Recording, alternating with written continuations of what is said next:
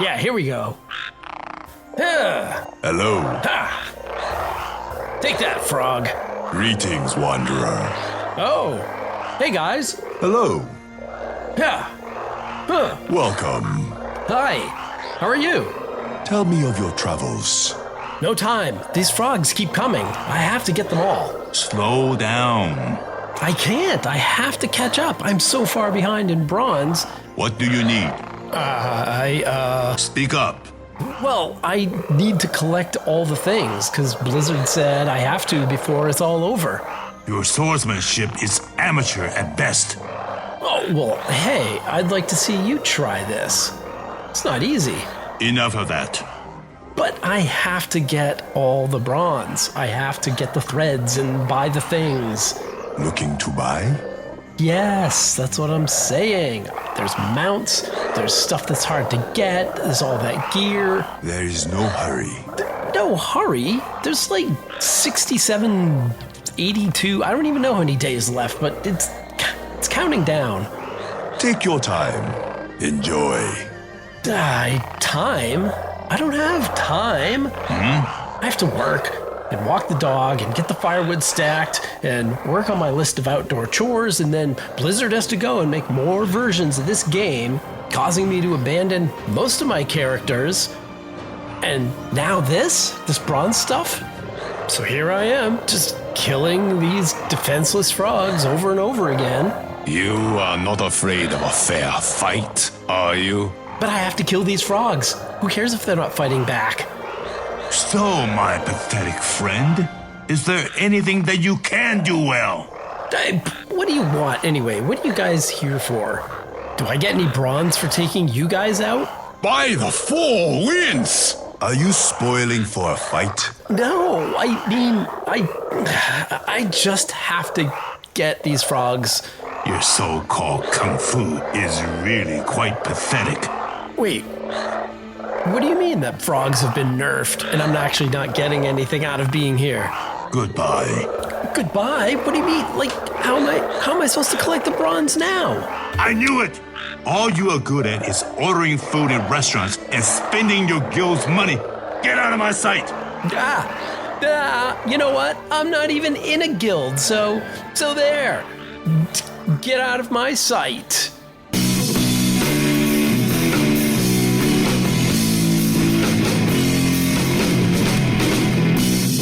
You have entered the Solo Queue, a monthly podcast about adventuring alone in the world of Warcraft. Thanks for joining me. My name is Dave Gagne.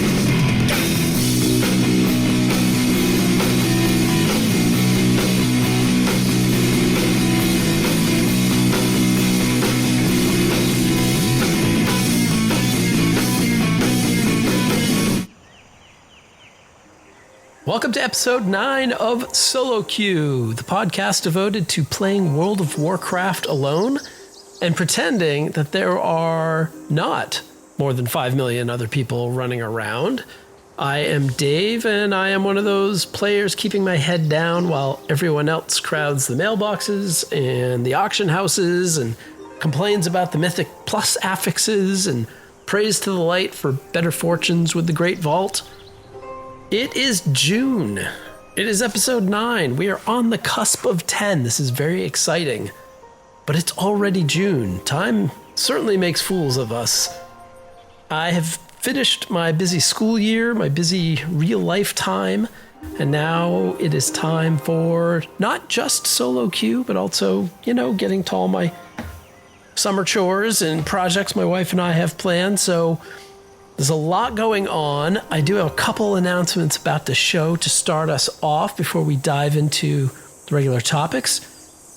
The last couple episodes, I noticed there was a couple sound issues that I did not like, and in my head, I'm arguing whether or not they are minor enough that no one noticed if you're not literally listening to every word and editing, or if they were a little bit annoying and you did notice them, and if that is so, I'm sorry about that, but I also think I have some of that figured out. I think I've settled on some settings in my audio editing suite, and I like where things are, so we'll see how this episode comes out. I think I may have them resolved, which makes me very happy. Another sound-related thing I noticed, playing zone music when it's raining in that zone. Not a good sound for a podcast. It just sounded like noise. Sorry about that. But if you have any observations, anything you've heard, reach out. Let me know. soloqwow@gmail or on the social medias. I'm all over the place, so shoot out a message. Let me know if it sounds good, sounds bad. Happy to hear if it sounds bad because I want to know how to fix all this stuff. So despite that, I was wandering around the other day on the Goodpods app, one of the 7 million different podcasting apps out there, and I happened to notice that Solo Q was listed as a top 50 video game podcast last month. That's pretty exciting. I'm not sure how prevalent Goodpods is among Solo Q listeners or what I should really take away from this, but I'm going to take it as another small sign that this little podcast is growing, and that makes me excited. So thank you, Goodpods, and especially Goodpods listeners. If you are listening on the Goodpods app, it seems like a good app. Let me know. Yeah. Okay. Some programming notes. Upcoming episodes. I've got a bunch of things kicking around ready. Oh, well, not ready to go. Almost ready to go. I'm a little off my plan of monthly episodes, although I'm hoping this comes out today, June 21st. May's episode was the bonus episode, so maybe it didn't quite have news or regular segments, but that's okay. That's all right. We're back to it today. Today, episode 9. Episode 10 is going to follow soon, and it will be a How Do You Solo interview with none other than the co-host of the Live, Laugh, Lore podcast, Jin. Jin, who is now also posting lore videos, Lore 101 videos on his YouTube channel, Jin's Joint, so check that out. But next episode on this feed is going to be an interview with Jin, and I'm really looking forward to sharing that conversation with you. And the question on at least one of your minds out there is, when is the second half of that introduction to Warcraft coming? And the answer is, it is coming. I promise you. After the interview episode 11 will be the second half of that introduction. I was going to add it to this episode. It is longer than I think it should be to connect with another episode. So the second part of So You Would Like to Get Into WoW Now, that will be a second bonus episode. And it is half edited. It is ready to go. It is there. So sorry to leave you hanging there, SkyGuy. But it's coming, I promise you. But now, let's hop into some of the absolute avalanche of news coming in from all around the world of Warcraft. You bring news? What news from the mainland? Have you any news? Okay, the big news recently is the War Within launch date has been revealed, has been announced, and the official date is August 26th, 2024. I was only one day off in my prediction. I said the 27th, and maybe, depending on time zones, there might be some people that it's the 27th, so I was pretty close. If you bought the Epic Edition or the Collector's Edition, the early access period, which was supposed to be 3 days, is going to be August 22nd, which could be 4 days. Again, it depends on time zones with these worldwide launches, but I think it is roughly, for me, about 3.5 extra days in game. That will come, of course, as I'm ramping up for another school year, so we'll see how many of those 3.5 days I get in Azeroth. I hope so. Will splitting this up kind of split the congestion of a day one launch? I think it will. I think it's going to break not break, it's the wrong word, but I think it's going to divide the Warcraft community into a couple different starting moments, and I think that's probably a good thing. I think it's a good thing from a traffic point of view. of course, those people, they're talking about the competitive advantage that some people are going to have. I don't know. I feel like that's an issue that is overblown by some people. If you are hardcore serious about this game and you need that competitive edge, and there's some reason where you really need that extra 3 days, I feel like you are already investing enough in the game that you're going to spend $20 more to get the early access.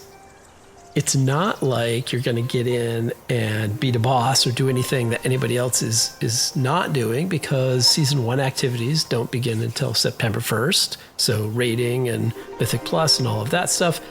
So that's still 5, 6, should be 6, almost 7 days before the start of the season that people will be in, regardless of what they paid. So I feel like that's okay. I don't know.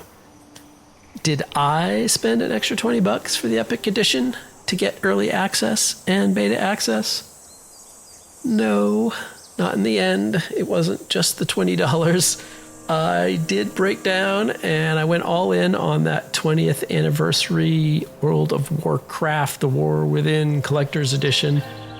I mentioned a few months ago that this might happen, and it did, of course. So I've got that sweet Dwarven Storm Rider statue coming my way at some point. In other War Within news, of course, the beta is out. Beta access started on June 5th, so it's been a couple weeks now.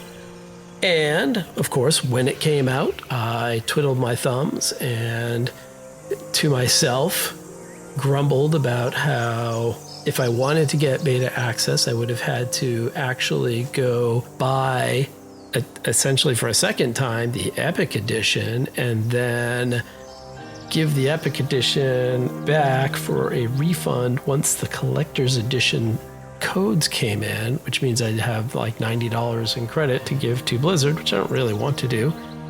And, you know, I complained inside my own head. Clearly, Blizzard is tapped into my head because they, for the first time ever, have gone and sent Collector's Edition purchasers a code, a beta access code. And so on June 12th, that code arrived in my email and should have arrived for everybody else who bought a Collector's Edition. And that saved, you know, that weird step of buying the expansion twice and then getting a refund, but not a full refund because it's, you know, credit. So thank goodness. Now, have I used that to great advantage? Well, not really. I did get into the beta for the first time. I installed it, poked around, ran around, did some quests. And then I got to a quest that really felt like it was the one that was going to take me, I don't know, into new things, and I sort of didn't want to, so I stopped. Still holding out, I guess, against spoiling like that day one experience, that new launch feeling. I think I'm probably going to jump in and try out some of the level 80 zones, you know, once your character is already in and done. But it's neat. I'm not a beta tester. I'm not going to be the one getting in there and finding the bugs and doing all the things. It's just a curiosity. So not the reason I spent the money for sure. Okay, the War Within aside, let's talk about retail. The Midsummer Fire Festival begins today, June 21st. Very exciting. We're at the height of the solstice here. It is summer. You can travel from zone to zone, city to city, and light your faction's bonfires and extinguish those of your rival faction. Do this to collect burning blossoms, which of course is the holiday currency for the Fire Festival. There are buffs that you can get and vendors to spend your blossoms on for all kinds of aesthetic stuff and toys, companions. In addition, there are festival-related quests and achievements. So a lot going on. This is one of the busier holidays. It is going to be around for 2 weeks. The big holiday boss is Frost Lord Ahun, who, of course, would be opposed to the warmth and happiness of a summer bonfire. If you want to get Ahun, you can use the group finder to get into a group. run in there, do all the stuff, and kill a hoon. Doing so will grant you a satchel of chilled goods, which contains various holiday loot as a daily reward. And this is available to characters level 10 and above, so 10 to 70. But the big news just this week was announced that Fire Festival brings with it a major change as to how holidays work in general. If you have spent any time in this game, you have surely heard of players who assemble their army of alts and run them through these little dungeons and scenarios and events to maximize their chances to earn whichever big, shiny, super rare reward from that holiday is. Might be the Love Rocket from Love is in the Air in February. It might be the Headless Horseman mount from Hallow's End in the fall, in October. Or the Grumpus mount from Wintervale. Well, that era of alt armies amassing at the holiday event ends today. Blizzard has changed the loot rules, and now you only have one chance at that premier rare drop on your first attempt of the day per Battle.net account. So it does not matter how many characters you have or how many you want to run through the holiday event. You only get your first attempt is the only one that might drop the rare drops from whichever holiday this is. Additional runs might yield you common drops or, smaller items, but you have a 0 chance for the rare drop until the next day. And this is a huge change. Like I said, people who are doing this on 20, 30, 50 characters through the daily encounter, and then we're complaining that the daily encounter takes too long and that's all they do during the holiday season is do these events, which, when you say it out loud, it's hard to have a lot of sympathy for, other than, okay, yeah, these things are super rare. So to balance that out, to balance this reduced chance, Blizzard has introduced the bad luck protection. There's no word on the actual math behind the bad luck protection. I haven't seen anything about, it goes up 0.1% or 1%, or it starts at this. So we don't really know how much the bad luck protection is going to help, but we will see, I guess. This year, the big shiny is the new Cliffside Wilderdrake armor. So this continues a pattern of recent holiday updates where they've added dragon riding customizations for some of the Dragonflight mounts. In this case, it looks like armor, but it also has a neck of burning blossoms. So if you love, you love your Cliffside Wilderdrake and you love the Midsummer Fire Festival and burning blossoms, this is your thing. But you only have to do it once, so you're not going to beat yourself over the head too much. So once per day per account, a hoon will drop the satchel of chilled goods, and in that satchel you do have a chance to receive the armor along with blossoms, a hoon's staff, and other items as well. So Midsummer Fire Festival runs until July 5th, so that should be 14 attempts for each of you, no more, and you're not wasting all your time, and you can get out in the world and go do other stuff. So there you go. All right, patch 10.2.7 was supposed to be a big news topic for this podcast, but I didn't do news last month, and now the patch is 6 weeks old. It was released on May 7th. It was the last big content update, or really the last content update of Dragonflight. And there were a lot of little things and kind of medium things in it. And I think it's easy to get hyped about the War Within or whatever checklist you have for finishing up Dragonflight, and you might miss some of these. So I'll just run through them real quick and give you a little sense of what I've been doing with them. Heritage armors. There were 2 heritage armors released. The Draenei heritage armor. I did do that quest line. That was fun. It was good. The Troll heritage armor. I have not gotten to this yet, although I have flown my Troll Druid over to the Echo Isles where the quest line starts, but I have not started it yet.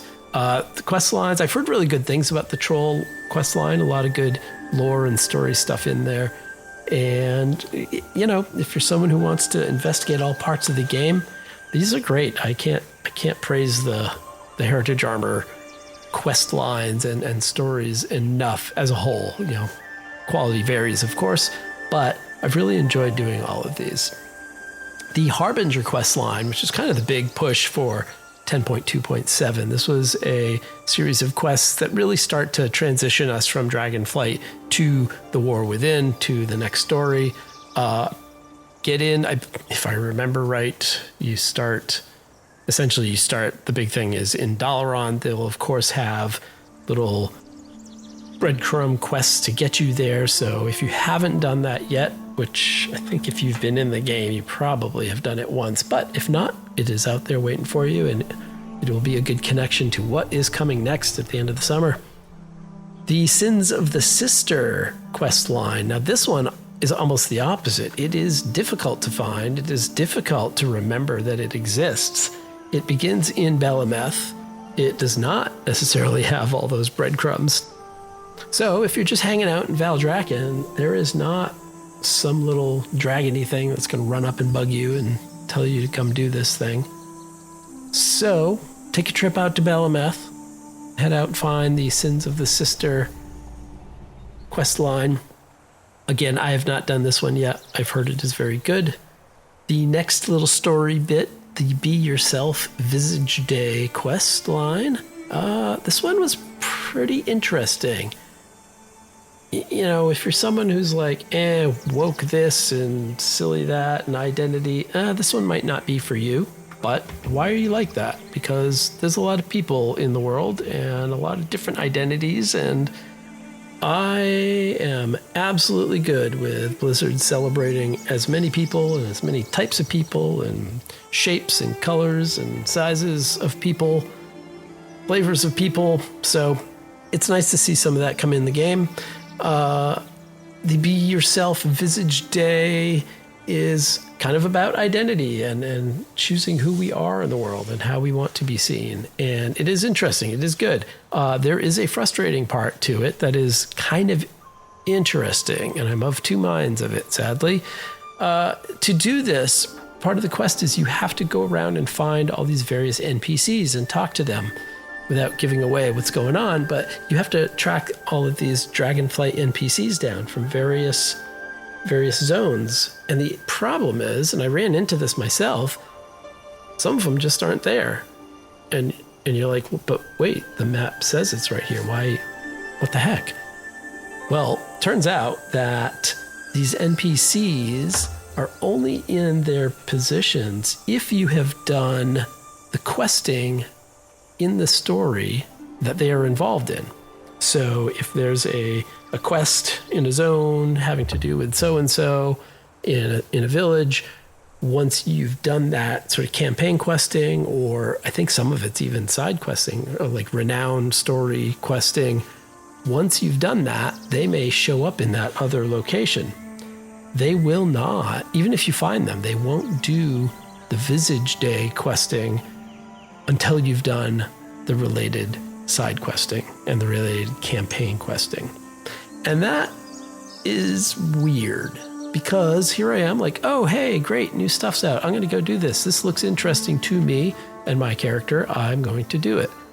And I can't, because I haven't finished up, or not even necessarily finished. I just haven't gotten to all 8 of these NPCs and all 8 quest lines that they happen to be involved in. And that really is frustrating. The understandable part is, yes, Blizzard wants all of us to go and do the questing and do all the things, and they worked really hard on this, so we should go do that. But I get that, and I'm gonna get there, but I'd like to do this quest right now before I mop up renown quests from whatever that I haven't gotten to. So a little bit frustrating, a little bit interesting. If you were stymied and didn't know why you were stuck on this and hadn't looked it up on the old internet, well, that's why. So check that out. You may find that you have more to do, and maybe it's not worth your troubles.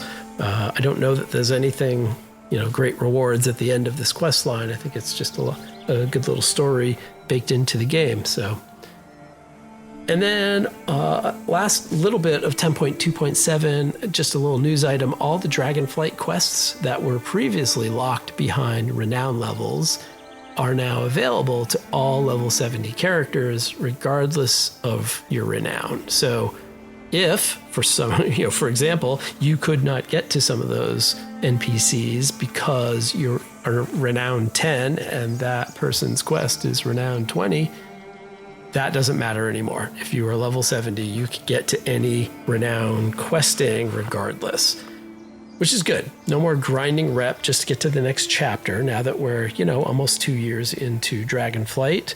Nice to take that gating off of the story and the questing. So good update there. Also, a big part of 10.2.7, of course, it came out about a week later, but WoW Remix, Mists of Pandaria, it is live. It is all the rage. There are 59 days left. I know we started with like 96, 97, something like that. So only 59 more days, which is a long time. That's almost 2 months. But it's not 97, so the clock is ticking. So time, as I said, makes fools of us. I have not been playing enough. I've not been getting to this. I've been busy, as I mentioned, finishing up the school year. So I am currently level 55. I'm slowly getting up to that level 70. I have been watching a lot of the squawking about bronze levels and power and experience and frog farming and all the nerfs and the acceleration of accelerated power and everything going on. I've been watching all that with mild amusement, and I'm not really sure what side I come down on. I mean, the game is put out and the game is designed to be exciting and kind of limitless in power and, a lot of fun, a lot of stuff blowing up. But then people found exploits to do too much, too fast, and the power spike that they felt was way ahead of other people. And does that really matter in a mode that is not competitive, that is just a thing where you get in and blow stuff up and you keep growing in power? I don't know. It's a different game. It's not the retail game. It's not the normal grind. There's no season leaderboard. There's no bragging rights. There's none of that. So A, does it matter if people do that? B, does it matter that they get so far ahead of you? I don't know. What's the benefit other than they're having fun? That said, I guess things got so out of whack that Blizzard did spend a lot of time beating down all of these different farms, that they saw kind of as exploits. So the frog farmers, of course, featured at the beginning of this episode. That was the first one to go, where people were just killing frogs for hours on end to absolutely grab all sorts of lesser charms to then turn in to get power experience, whatever. Okay, I don't know. But Blizzard didn't like it. They have definitely nerfed those things. Aside from that, you can get your characters up to level 70, and once time running is done in August, with August 19th, I believe, is the last day for the WoW Remix, you will have a level 70 that reverts back to Dragonflight. Well, essentially pre-patch at that point, the pre-expansion world. So this is a great way to get alts. Once you get to 70, it becomes faster for any of your alts that you make after achieving 70. So you have to do it in the right order. For instance, I went and made a Horde character and an Alliance character. I started playing both of them, and then I just focused solely on my Alliance character, who was actually a recreation of my Plunderstorm gnome. So I'm very excited that she got to graduate and got a name, and she is now a character. So that's exciting to me. But if I hit 70 and I go back and play the Horde character, that one will not benefit from all the power that I've achieved in the first character. So I think I'll probably remake that character, start from scratch, and the leveling will go super, super fast. So once you've empowered that cloak, all of your following characters that you create after will benefit from that. So do that in the right order. I got to make sure I, A, get to 7D, but then B, I don't want to make too many characters and fill up all my character slots with Mists of Pandaria 70s. I need to leave room for my two earthen from the coming expansion. Okay, and the last bit of 10.2.7 news is this. This is big. BFA raids, Battle for Azeroth raids, are now soloable. Blizzard made changes to the abilities and the numbers of the bosses and, all the things to make the raids from 2 expansions ago, almost 3 expansions ago, soloable. At first, I guess this launched, I believe, May 8th, early May. At first, there were some issues being reported with N'Zoth and Gahun, the 2 bosses on Mythic, but a hotfix on May 10th made those 2 bosses more accessible as well. Changing some mechanics, changing some numbers again. I'm very excited about this, of course. I can now go see the BFA raids, many, many years later. And also, it'll be a perfect way to introduce a new segment for this show in just a few minutes.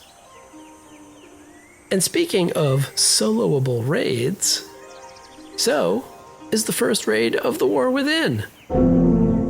Or at least I thought so for a couple of minutes. I think long enough to even mention it on a past episode of this podcast. But we got a little bit more detail. We need to slow down for a moment here. My excitement had to slow. It is not exactly the answer to my hashtag follower raids battle cry, because it is story mode. And it's definitely kind of a halfway measure, and I'm a little bit bummed about this, but here's what it is. And some of this is from the Wowhead listing.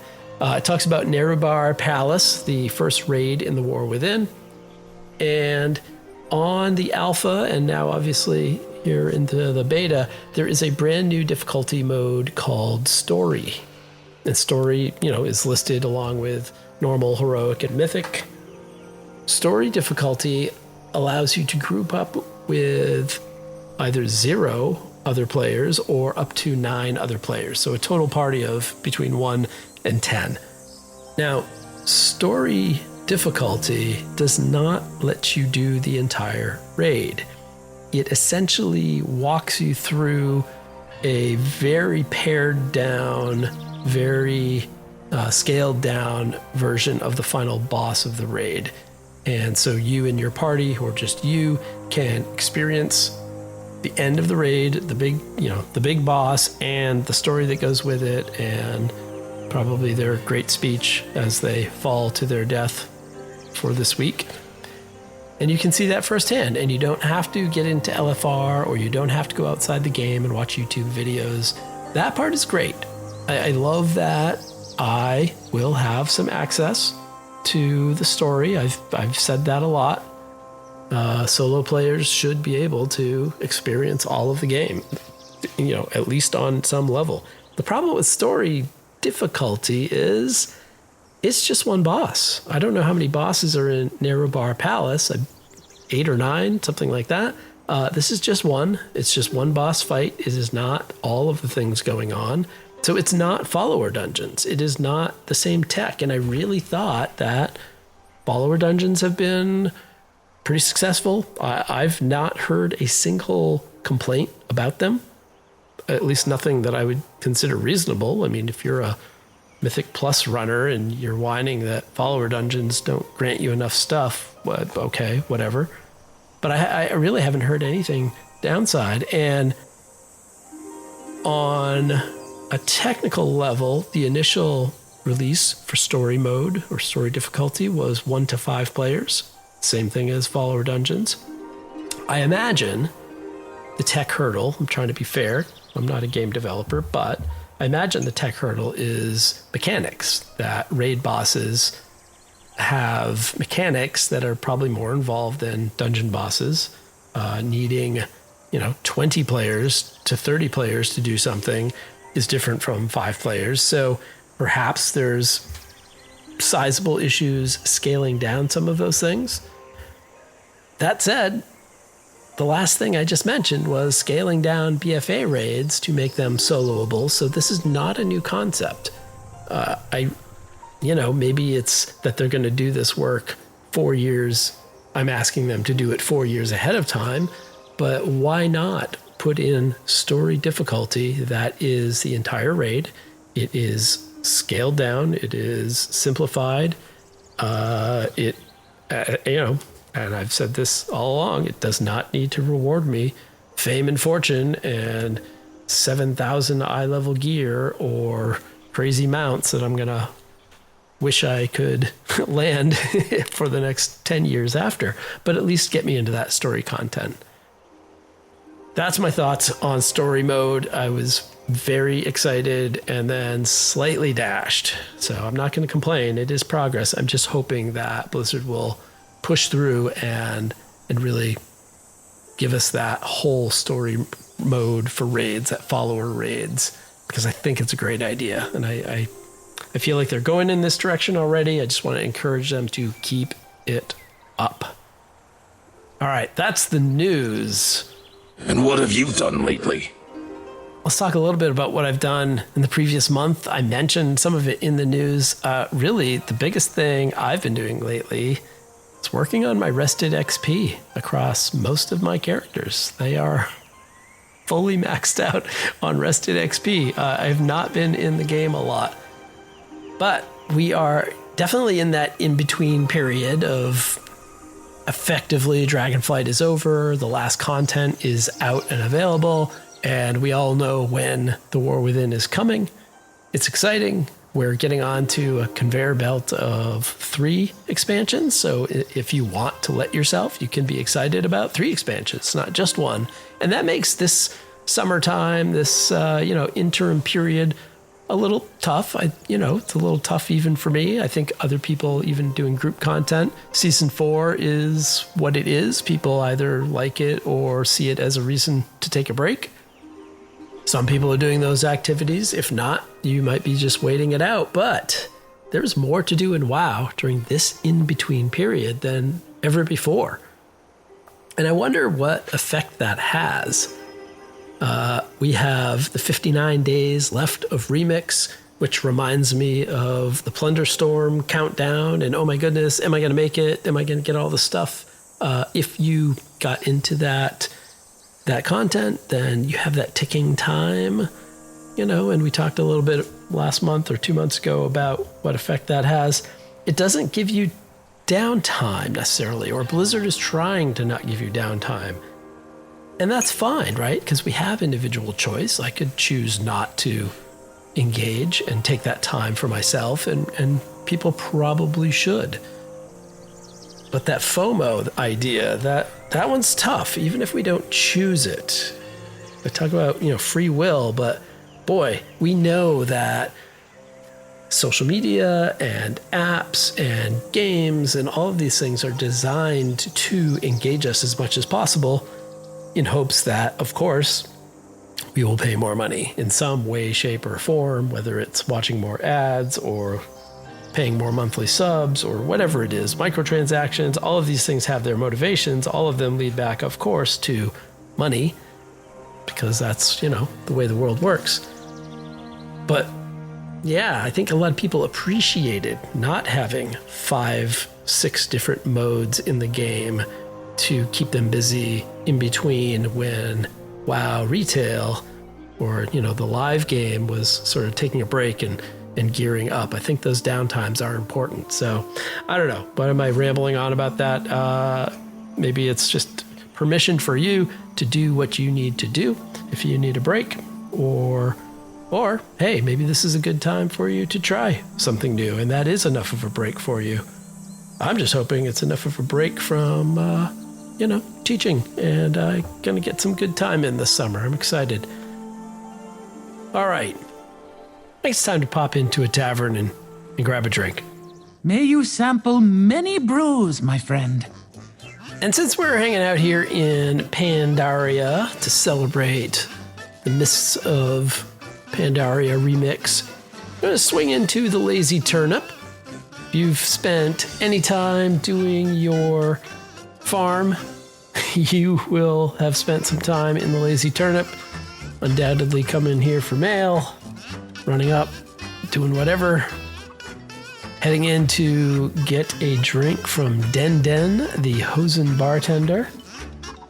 And I think this month we're going to go, let's see. I know there's not a lot of decisions, but let's go with the Pandaran plum wine.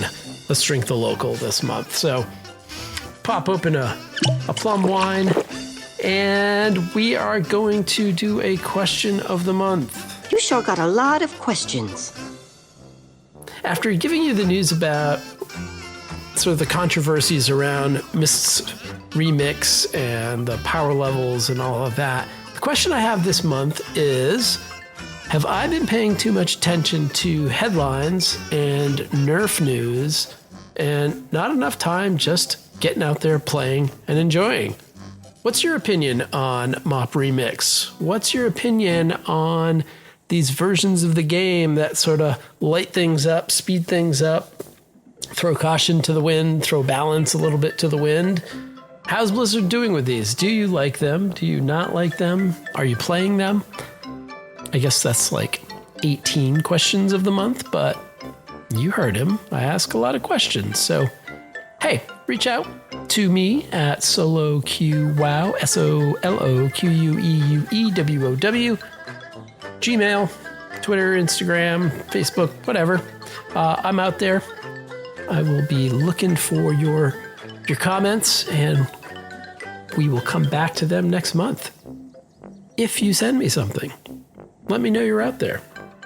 Otherwise, I'm just talking into a weird microphone in my basement. So, that is disconcerting to some level. All right, I mentioned I have a new segment this month, and maybe it'll be monthly and maybe it won't. I don't know. But we're going to change locations from the Lazy Turnip to Borealis. We're going to go back to Borealis. You haven't been back to Borealis in a while. Why are we going back to Borealis? Well, I had a suggestion now a few weeks ago. And the suggestion was, how about a raid of the month? We're talking about a farmable raid. Ready! And I thought, what a perfect combination with the fact that BFA raids are now soloable. Why don't I hop into a raid and see what I can do? So I don't know if this will be here every month, or maybe it's just part of a rotation of segments here at Solo Q, but one big part of many solo players' game is waiting literally for years for Blizzard to open up old endgame content to solo players.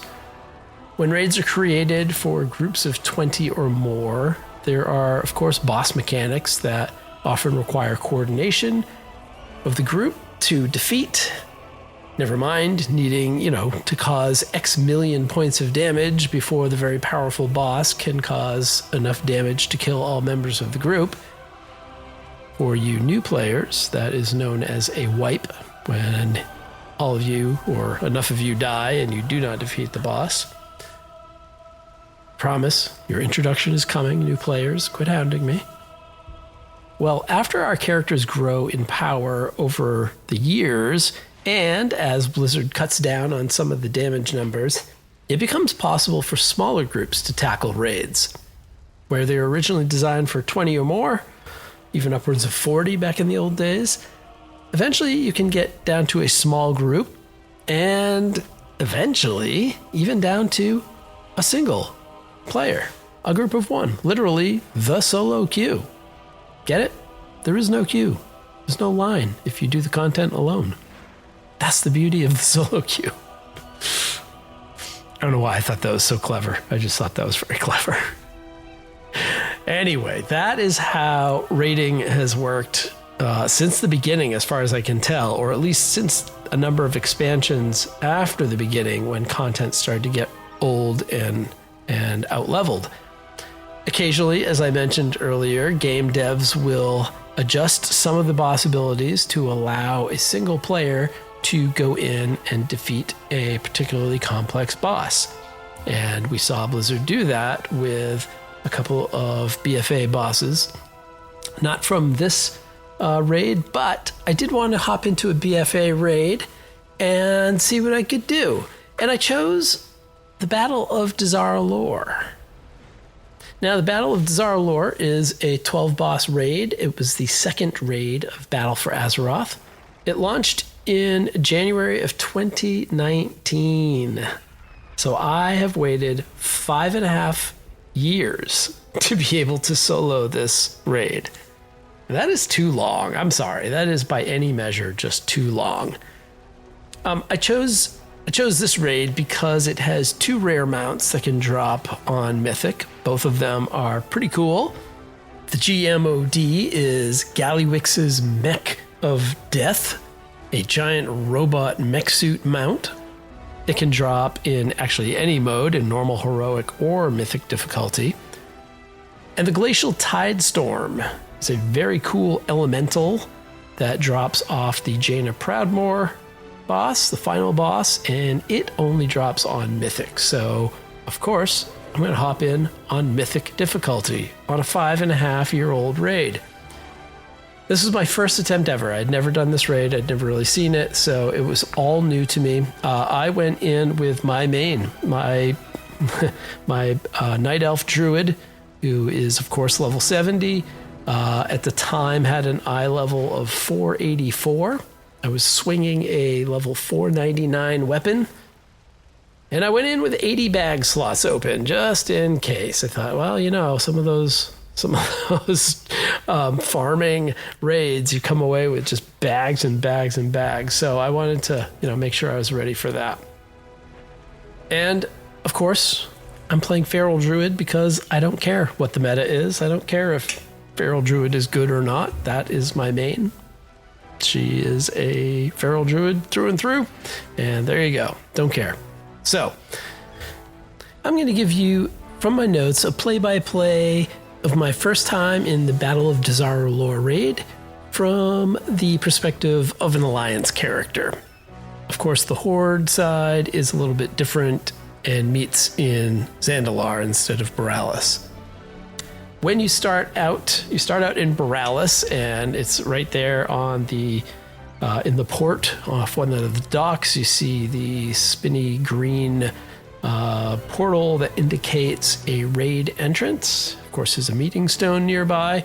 I don't really know how those work because I don't ever meet anybody, but if you are a solo player, just head to Borealis, which is really easy. Enter the portal room in your capital city, go to Borealis, or if you are a mage, just teleport yourself there. And down on the docks, you will find the entrance to the raid. Make sure that you've got the difficulty that you would like chosen. And in you go. And the start of it is good. I did this as an Alliance, obviously, as a Night Elf. So this raid in particular has 2 different paths, one for the Alliance, one for the Horde. You ultimately end up doing the same 12 bosses, but the order is different. And I'll talk about that a little bit in a moment. At the start, you've got some RP going on. You've got the Alliance fleet showing up in Zandalar. This is very exciting. This is kind of taking me back.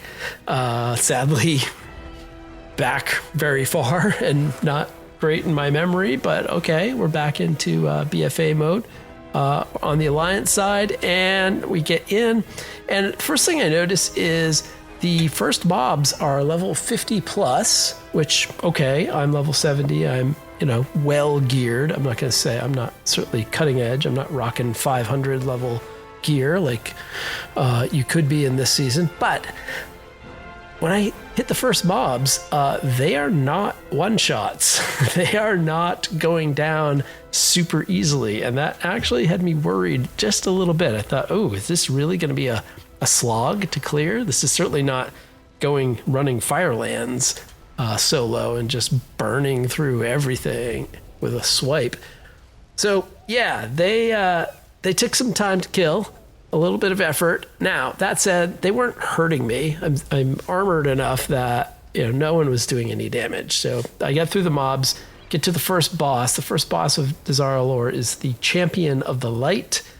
Champion of the Light's name is Rawani Kanai. And it goes very quickly. There's no issue. Boom, done. 11 bosses to go. All right. I stealth past a couple of groups because, hey, I'm a feral druid. I can do that. And that doesn't really help because I get to where the next boss is and the next encounter didn't start. So I had to walk back and then go fight my way through the mobs so that Gan Greymane can run through my body count. Instead of helping, he just waits till I kill everything all by myself and then jogs through to advance the story. Okay. It was a crazy phase 2 of this next boss. Next boss was the Jadefire Masters. And the Jadefire Masters fight was kind of crazy because there's fire everywhere and I didn't know how to break this barrier. The constant firebombing was impressive, although it didn't do too much damage, although it was hurting a bit. Luckily, I have, druid healing, so I was able to take care of myself, but it took forever for me to figure out how to break that barrier down. But I did, and okay, onward. Boss 2 down. I tried the old sneaking around thing again, and again, it didn't work. So at that point, I gave up going into stealth mode. We get to boss number 3, Grong the Revenant. And Grong the Revenant, when I got to him, he's a giant undead ape. Like great ape, massive ape. And I remember something about this. I remember this was a character that we interacted in the story, in the questing. I forget exactly what happens. Of course, it was 5 years ago, so I'm really not remembering. The fight itself wasn't bad, but I just wish I remembered all of that story to tie in with it. The other thing I noticed at this fight is I love how Matthias Shaw and Gen watch the fight from behind a sealed gate because, whoops, they couldn't get in. Meanwhile, I'm fighting this giant ape, undead ape all by myself, and they're just watching, as powerful as they might be. So there you go. Story of our lives, I think, doing all the dirty work for the leaders. Okay, now this is 3 bosses down. I have gained so far 5 new appearances. So, all right, just keeping track of that. I get to the next boss, Opulence. Opulence, I've heard a lot about. I don't know much about. It is a giant pile of literal gold, like money. Like it looks like if there was such thing as a gold elemental. I believe we saw something very similar to Opulence, or maybe it was Opulence in Plunderstorm. Oh, I'm just making that connection. Yeah, that was like the big, random boss. No, it's not random, but one of the big bosses in the Plunderstorm scenarios. Okay, anyway. Opulence, I have heard, and doing a little bit of research, that the mechanics were very tricky. And that said, it was not tricky here. So they properly kind of tweaked it and nerfed it. Essentially, the fight started in stage 2, and it took me all of 32 seconds to burn it down. And I got another appearance out of it. And I remember at the time seeing like shots of this, and certainly this time in that room, thinking, why can't I just fill my bags with treasure? This is literally the treasure room in the capital of the Zandalari Empire, and all the money is here, and I just kill a boss made up of gold pieces. Why am I not? I have 80 free bag slots minus the 6 new appearances, but why can't I just take all the treasure? That would be nice. Anyway, whatever. The next boss, we come to the throne room after getting through a lot of trash mobs. Very slow because, like I said, they're not just falling over, but nothing is deadly. So it's just a bit of a slog. We get through the Conclave of the Chosen, the 8th boss, and now I have 4 bosses to go. We come up to King Rastakhan. Rastakhan is the 9th boss. He is in the throne room. Also, relatively easy fight. Burn him down.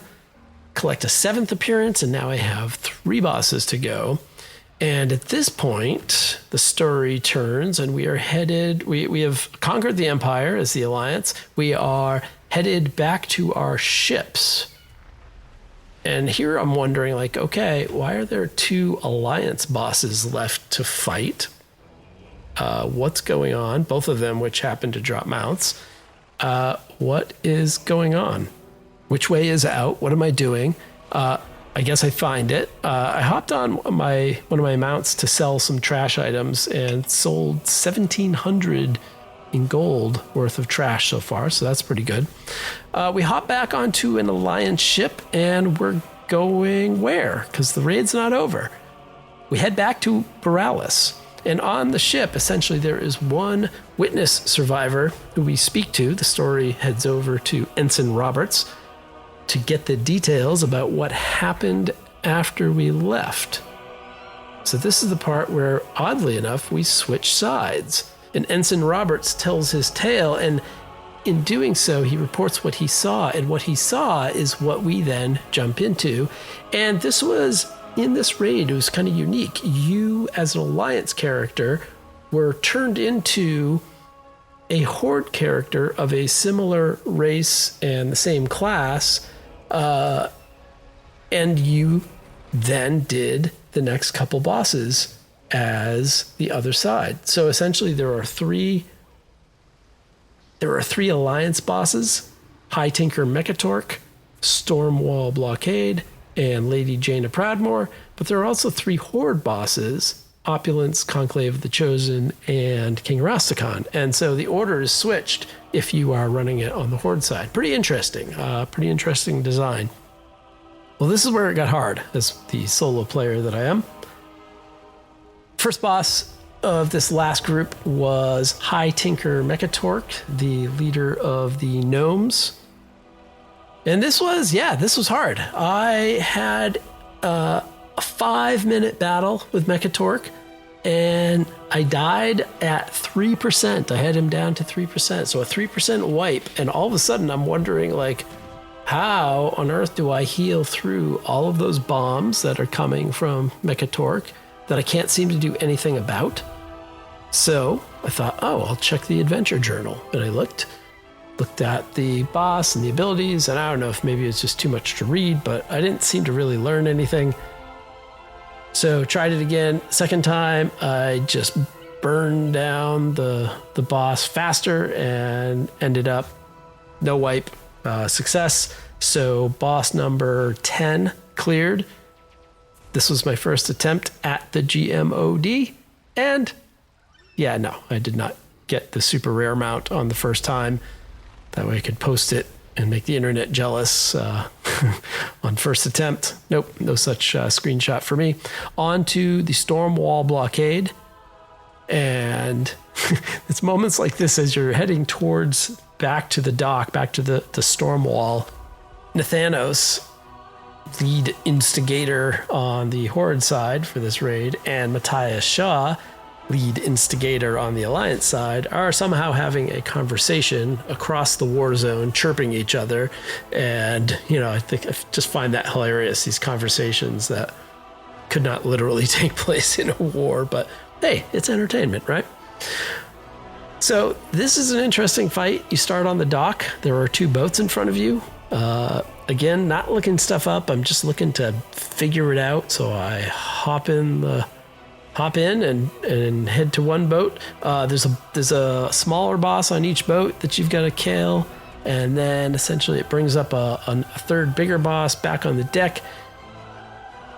And there's portals in between, so you can go from boat to boat. And then I just died. I had no idea. I'm like, okay, that's death number 2 for the raid. I'll try it again. same thing, just die. Like, I don't even know why I'm dying. So don't stay on the boat, I guess. So I figured out that I have to get back to the dock, die. I've died 4 times. I tried to interrupt this big thing. I didn't know what I was doing. The journal wasn't really telling me much. I actually went and watched a couple videos on YouTube. I checked comments. I really wasn't figuring it out. I did eat some low-level food to up my stats. I never eat food because I never do big content, so I did get well fed. I happen to have something in my bag, like a Nutri-Grain bar or something at the bottom of my bag. It's all crumbled up, but it helped. The next time, I kind of saved all my cooldowns and damage just all at once to burn it right down, and that worked. So 4 deaths. I did finally get through the Stormwall blockade. On to Jaina Proudmoore, who apparently should be easier than this fight was. And she was. It was a little bit confusing. You start out on a boat, you nuke her down to a certain point, and then she disappears. Everything gets foggy. I don't know. It was icy. You run off the boat.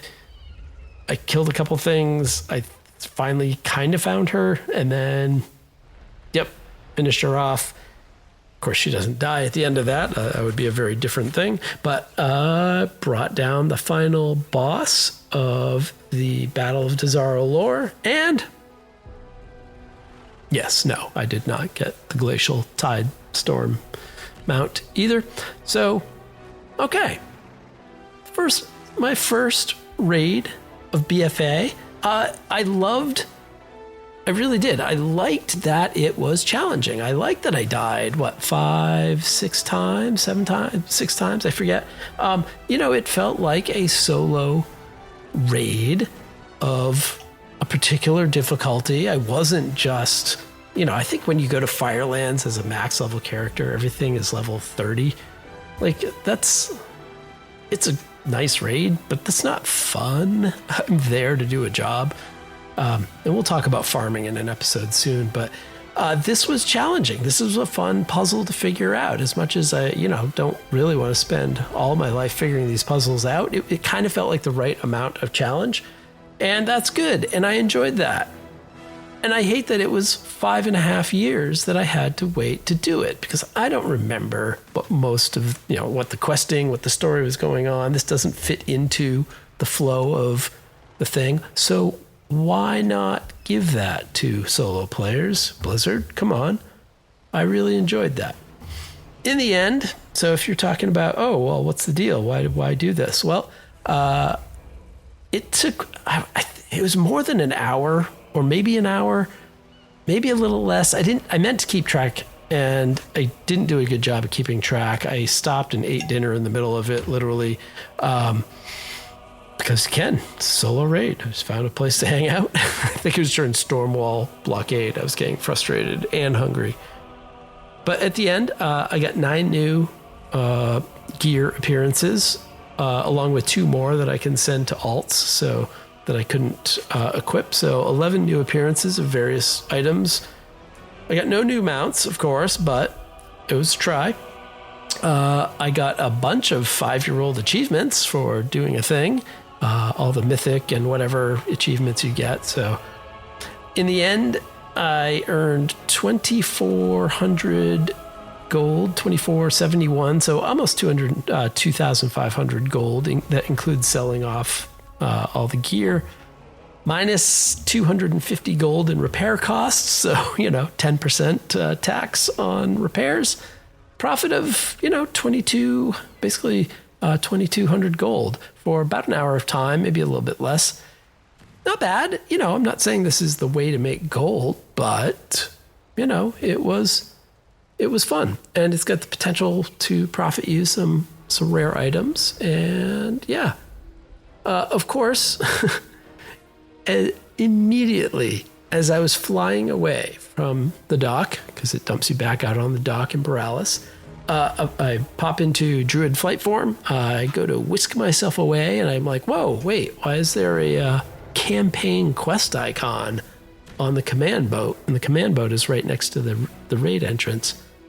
And of course, it was Halford Wormbane, High Commander of the 7th Legion, with the Battle of Dazar'alor raid quest, which I never did in BFA. So I still have that quest out there that I will now have to go back and pick up and redo, which, I'll do it anyway. But, the quest is 93 more gold and 2,000 Azerite power if you're looking for more Azerite power, for whatever that's worth now. But anyway, maybe it's a good lesson to be sure to pick up any raid or dungeon quests that you might have lingering from old expansions before you head into the entrance to those instances. So that was my first BFA raid, and yay! Like I said, I enjoyed it. I wish it were a lot closer to all the other stuff I did in BFA. Blizzard, come on, follower raids, go all the way. I want to see this happen. I don't want to wait 5 years for the War Within raids. It looks like our time in the queue is up for this month. See, you didn't have to wait. It's a solo queue. There is no waiting. That's the joke. All right, I have more 5-year-old raids that I want to catch up on. That said, I also have 2 more episodes to go edit, so there is that. I will balance these things, just saying. I want to thank everyone who makes this Solo Q podcast possible. My supportive friends, my lovely and supportive wife, the good folks at Podbean who are hosting Solo Q, and, all those people on Twitter that keep cheering me on and saying things are going well, so it's nice to hear that. Thanks to the amazing people at Blizzard for the music and the voices that you hear each episode. Hashtag don't play muted.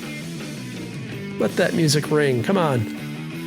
The music taking us out, of course, and the music in the intro are songs by my real friends in the doom metal band Ogre. Check them out. They want to be heard. Free range, organic doom metal. Just for you. Subscribe to the podcast at your podcast feed of choice. Apple, Spotify. Hey, Goodpods. Why not? Check them out. And if you can leave a 5-star review on Apple or Spotify, that will help the show. Helps the show grow, moves us up, makes us more noticed. Maybe we'll be a top 50 video game podcast on another feed. Who knows? I'll let you know. And if you're really feeling adventurous, go ahead and leave a typed out review. I would love to hear what people think. And if it's nice, post it publicly. Why not? Again, it will help. If you want to support the show, even in a small way, you can head to patreon.com/soloq. Wow, SOLOQUEUEWOW. Thank you to my current patrons, Andrew, Righteous Bandy, and ThatSkyGuy. Patrons are now getting a sneak preview of the intros to the episodes as a small token of my appreciation. You can contact me, of course, as I mentioned, Gmail, Twitter, Facebook, Instagram, Threads, maybe even Blue Sky, maybe even, I don't know, wherever. Bat Signal, as long as you have SOLOQUEUEWOW in it, I will get it. Good luck diving into those BFA raids. Let me know how it goes for you. Maybe you have a class that's a little more better geared or better protected, or if you've got any tips or tricks for me, I'm happy to share them with the rest of the solo crew. You like that? I like that. Anyway, we can talk all about it when we come back for a regular episode in July, but the next time we hop into the solo queue, I won't be alone. We're going to welcome a friend, so hey, I will see you out there.